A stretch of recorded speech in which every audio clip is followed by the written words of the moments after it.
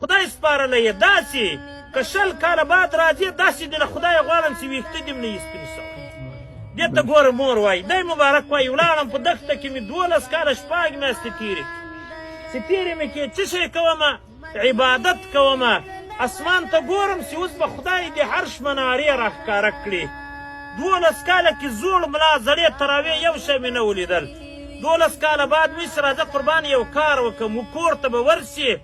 له مور چې به خدای پاماني م راواخلې او ورته وایي چې مورې دعا راته وکړه چې خدای دې عرش منارې راښکاره کړي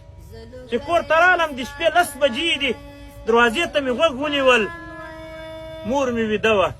ما ویل چې خدمت خو دې 12 کاله 6 میاشتې کې نه ورکول تکلیف ولې ورکوې دروازه مه ټکوه په دروازه کې ویده سوم د شپې 3 بجې دي دا څه جګه سوې ده دا اوبه تر دروازه راووتې زه لوند کړمه راویښ سوم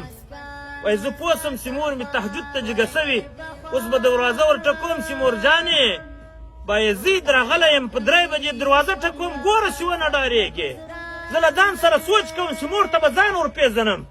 ما چې وایي دروازه وټکوله وایي درته چې بایزید بچې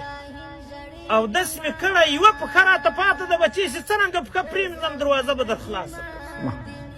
وایي ما ویل چې عجبه نه ده 12 کاله 6 میاشتې بعد مې مور دې دروازې ټکېدا م وپېژندله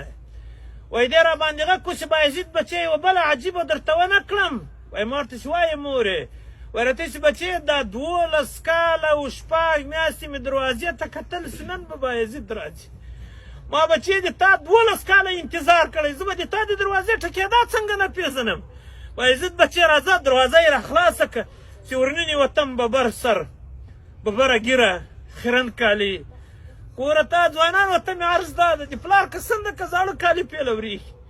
دا موږ په تجربه باندې ویلي دي چې د ده حالات بد دي د مور د پلار په زړه باندې دا درد تېرېږي دی به دا درد هلته احساسوي چې ده ته خدای خپل اولاد ورکړي ده ته خپله معلومات کېږي چې ما له مور له پلار سره څه کړي وایي ما ته چې بایزید بچې څه شی دې نه کړو پیدا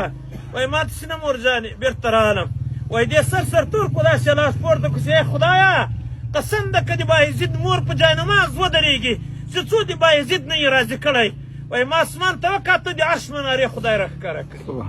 وایي ما چې یا الله زه دې په ځنګل کې غواړم او ته کور ته راغلی یې